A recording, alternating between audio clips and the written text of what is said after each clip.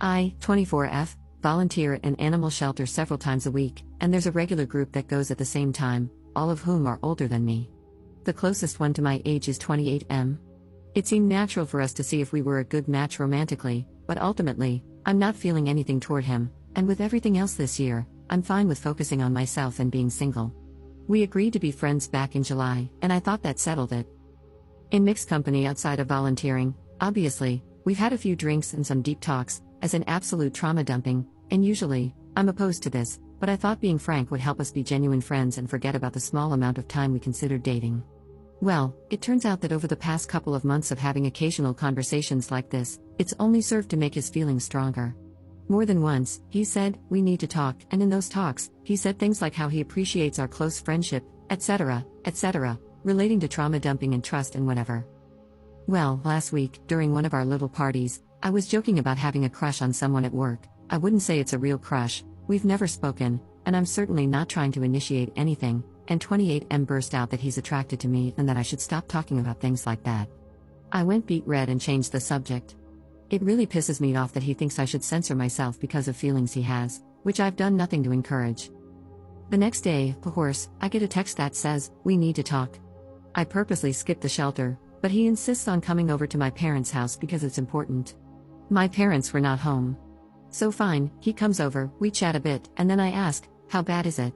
He launches into some of his romantic history and how it's so rare to have feelings this strong and that I light up his day, blah blah blah. Excuse me for being callous, but I've heard this all before. He wants sex. That's what every single relationship and friendship I've had with men boils down to. 28M starts crying because I won't just force myself to be with him. I offer him a tissue, and he sniffs and asks for a band-aid instead because he fell earlier and scraped his knee. Oh my god, it probably sounds like I'm shaming him for being unmanly, but honestly, I don't care about gender. If anyone came to my house crying because they've known me for 3 months and started begging me to get over myself and F them, and then asked for a band-aid for the smallest scratch I've ever seen, I'd think they were pathetic. My reaction to this situation is universal, I assure you. I was nicer in person than I'm being here, but I don't believe for a minute that I can continue our friendship as it was. Knowing he's this desperate to get me in bed and literally willing to grovel for it, I can't find an ounce of respect for him anymore, and having been around desperate men before, I don't trust him or feel safe. He's latched onto one of my favorite hobbies, crochet, weird, right, and is trying to make plans incorporating that, but crochet is my favorite way to clear my mind alone. It's pretty obvious that despite everything I've said to him, he's betting on patience and ingratiating himself to me by asking me to teach him and make things together. He's playing the long game to get his willy wet. I don't want to have to stop volunteering here to get away from him, and what I learned in therapy encourages me to get past this to maintain the friendship. Am I insane for being this skeptical of his true intentions? Is there anything else I can do to reduce his attraction, or is my pre-therapy instinct right to GTFO ASAP? Relevant comments. Commenter. This guy isn't your friend. He would have put these feelings in check immediately if he were truly your friend.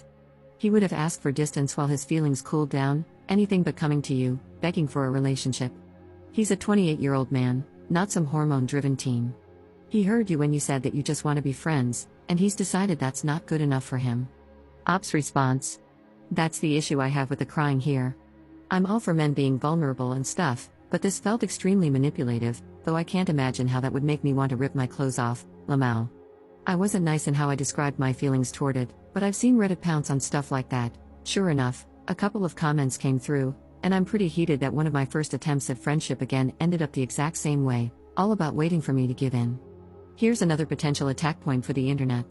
I guess I'm pretty, whether or not I wear makeup, so I've pretty much always been treated like this. Every guy friend I thought I had has gone there eventually. Even years later, it's "Oh, I always had a crush on you," or "I think I'm making a friend," but I get ghosted if I bring up that I like someone else. It's pretty clear my only value is having certain anatomy and a face that doesn't make people gag, and I don't have any empathy left anymore for situations like this. He never specifically said he wanted to F me, just be with him, but I can't see any possibility that he means me as a human and not a sex doll after dozens and dozens of experiences. Commenter. Interesting, I thought therapy was usually helpful in setting boundaries.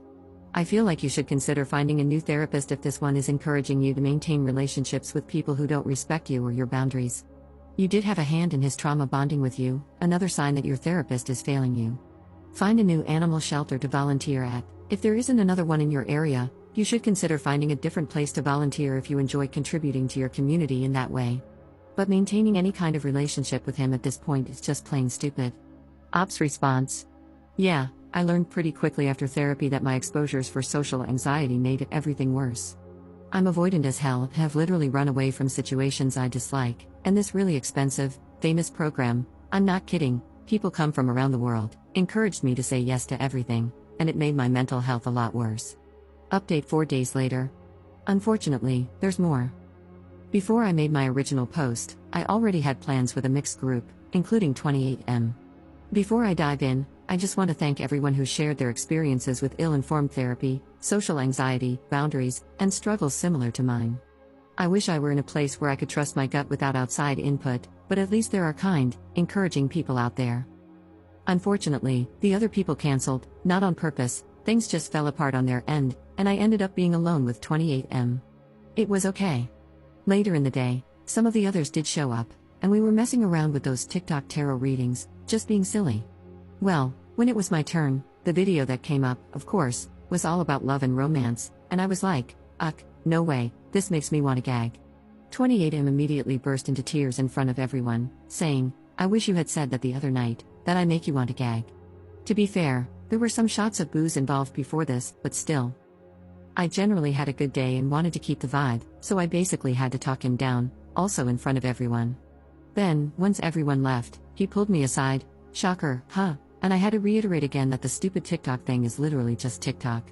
My reaction was not about him, and I had to defend my entire position in life again. Then he asked if he could prove himself by helping me study for university so he wouldn't make a scene anymore. I said I wasn't sure, but obviously, I'm not going to do that. It's hard enough to focus on school without a weepy baby having tantrums next to me, probably checking me out when I'm not looking. So, it's sad and it sucks because I have to change my whole routine now. I managed to find some other volunteer shifts that work with my schedule, but it's down to just 1 day a week.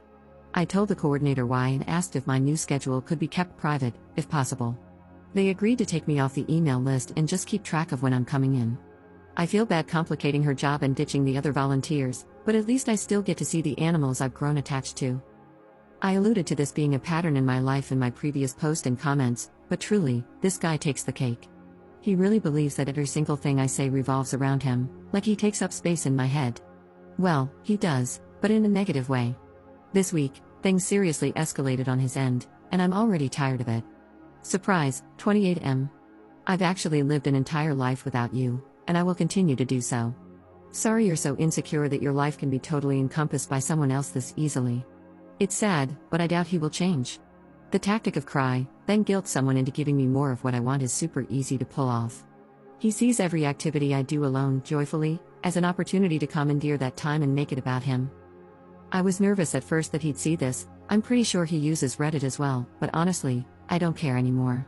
If he does, maybe seeing my side, because clearly, he cannot listen, might shock him into acting like a normal adult. Top 2 comments. Commenter. This guy is a pathetic creep. Hey, if you stumble across this poor lady's Reddit, please know that countless people, many of them women, think you're a super pathetic creep. You did not deserve to have this guy ruin something you enjoyed, either. I hope he gets abducted by aliens and returned to his creepy home planet. Commenter. Nothing is going to shock him into acting appropriately. He needs therapy, he needs to be brutally honest about his behavior with his therapist, and most importantly, he needs to be willing to do the work to change his behavior for good, which he won't do. All you can do is change your behavior to keep yourself away from creepy, manipulative dudes. Crying like that is manipulative, whether he means it to be or not. Stop hanging out with him one-on-one, and I would stop hanging out with the group if he's there. Can't you hang out with the other friends without him?